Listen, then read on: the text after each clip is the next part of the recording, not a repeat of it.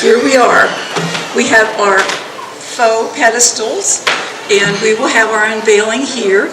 Bishop-Elect Pipta has been kind enough to come by and bless our pedestals in the garden already. We are going to begin our program today with John Righetti leading us in the national anthem and Ja Rusyn Byl. Ja Rusyn Byl is on the back side of your program booklet, so everybody should sing along with us. So John? Good afternoon. Just a little bit of background before we sing. Father Alexsander Duchnovic wrote this national anthem for us, but he wrote it as a poem. And he wrote it when in prison. At the time when the Hungarian government was trying to turn all its non-Hungarian people into Hungarians. They had him for his cultural activities, and they said to him, we'll let you out if you just do one thing, and that's admit that you're Hungarian. To which his response was, I was, am, and will be a Rusyn. And that's the first word, which caused him to write this. So please join me in singing Ja Rusyn Byl. And we're only going to do the first verse, the big one, that we all can see. Ja Rusyn Byl, jest mi budu, ja rodился Rusyном, честный мой род не забуду. Останусь его сыном, честный мой род не забуду. Останусь его сыном. Thank you. You may be seated. Thank you, John. The board consists of me. I'm Barb Popovich. I'm the president. Marcia Benko is the vice president. Patti Poole is our secretary. Fran Burik is our undaunted treasurer. Paul Burik and John Krenisky are our trustees. And unavailable today is Greg Smith. We have traveled a really long road to get here between setting up an entirely new 501c3, navigating PayPal, navigating websites, etc. And, we're all to a point where that's not really what's in our comfort zone, but we've worked through it. And the other person I want to recognize at this point is Diana Essock.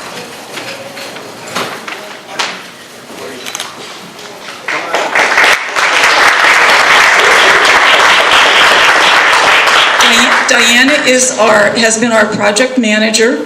She has taken us from removing soil, replacing soil so that we can grow really good bushes and flowers and all of the other things that we've put in.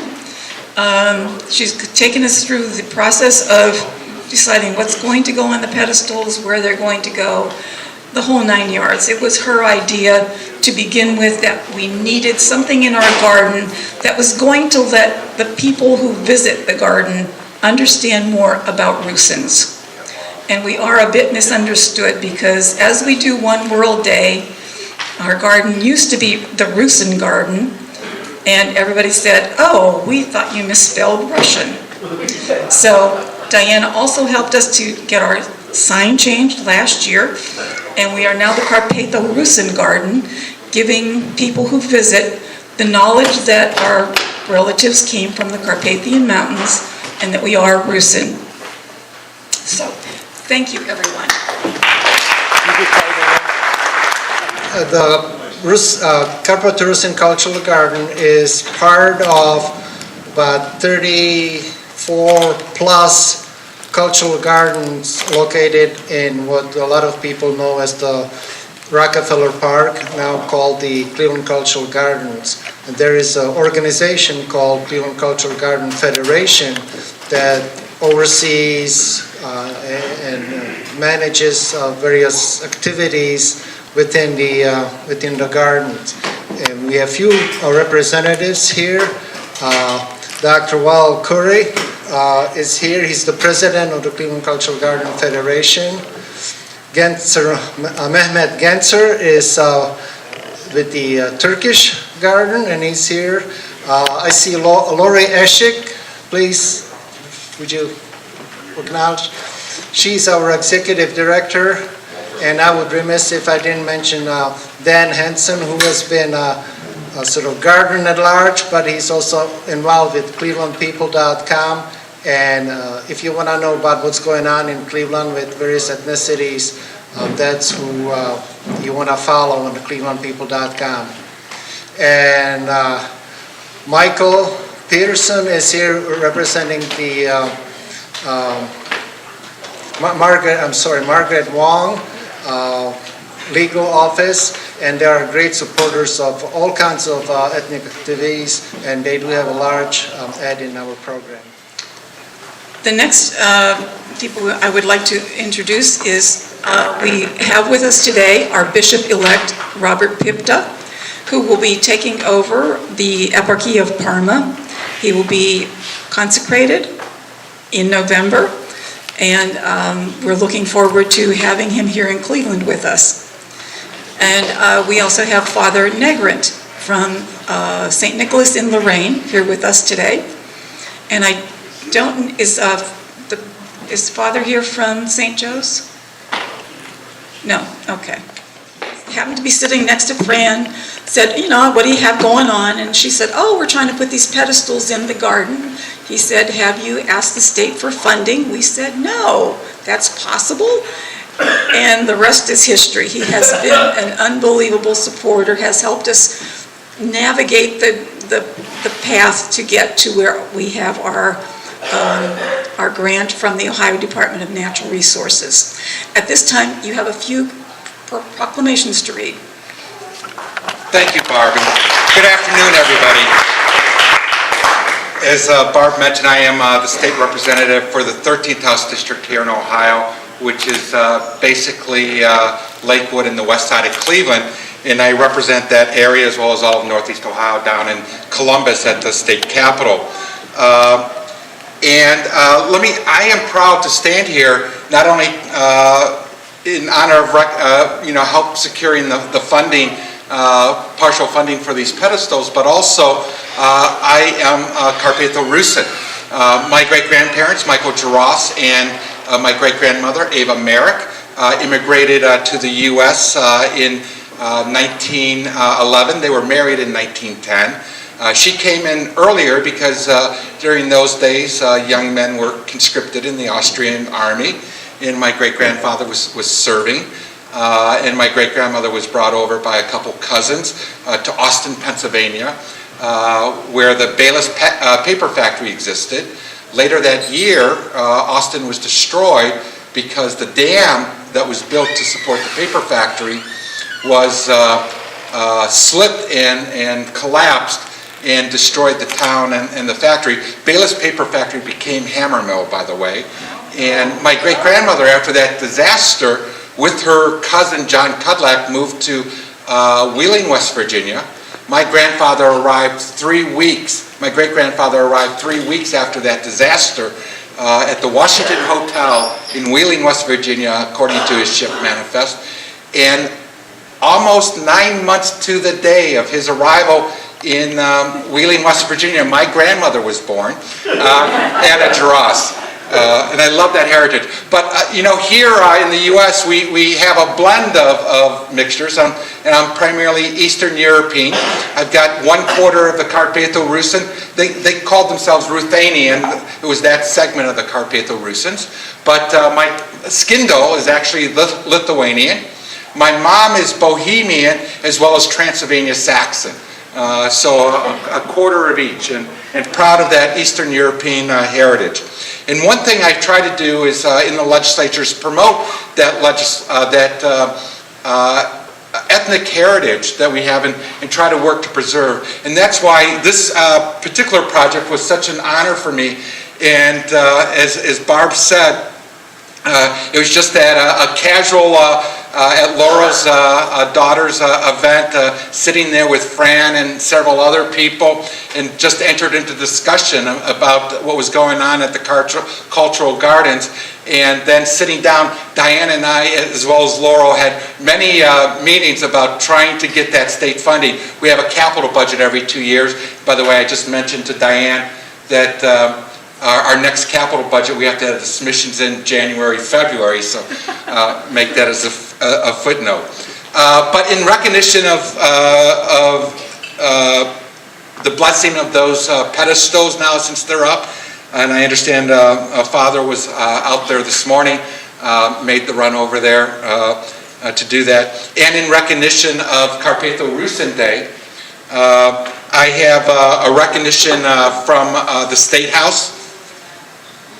It's signed by the Speaker of the House, Jason Stevens, myself, Michael Skindell, as well as Representative Terrence Upchurch, and Terrence represents the area where the pedestals are located. And it basically, I'm not going to read all of it, but it says, on behalf of the members of the House of Representatives of the 135th General Assembly of Ohio, we are pleased to extend special recognition to the Friends of the Carpatho-Rusyn Cultural Gardens of Cleveland, Ohio, on the dedication of the informational pedestals in the Cleveland Cultural Gardens. All those associated, there's a lot of wording here. I'll let people look at it later. I think we're going to set it up over here. But all those associated with the Friends of the Carpatho-Rusyn Cultural Gardens of Cleveland are to be commended, for they have distinguished themselves as concerned and responsible citizens through their steadfast vision and contributions. And with this special dedication ceremony is one example of how the group has striven to make a lasting impact on our society. I also have a recognition from State Senator Nikki Antonio, who represents the area. She actually lives in Lakewood with the same community I live at, and she brings this recognition from the Ohio Senate, and she puts in this that I thank you for your continued commitment, and I'm proud to note that it is through the profound communities like yours that the state of Ohio continues to grow and prosper. So Barb, I would like to present this to you and your board, both of these recognitions. And, let's move out from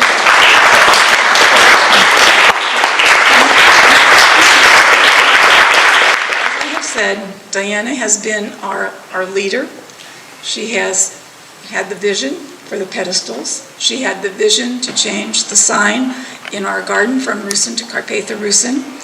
She has taken us from crummy, rocky dirt to soil that is growing our bushes just lovely. I mean, just absolutely lovely. They're all doing very, very well.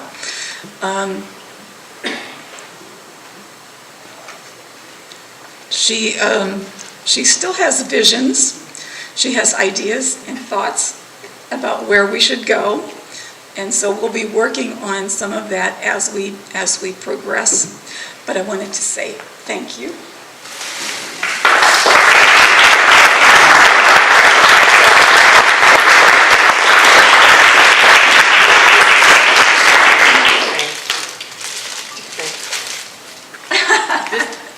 This is all a big surprise to me, let's just say, but thank you. Thank you so much, really. These flowers, I should just strewn them out over the crowd. The amount of help that was given to me by this community here in Cleveland was just incredible. People worked so hard.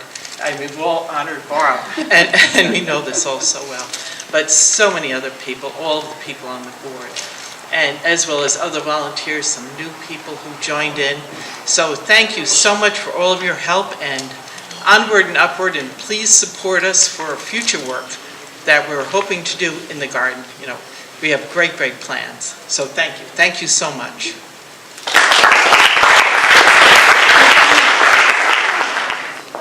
If you can all kind of grab an end of the cloth, I'm going to hold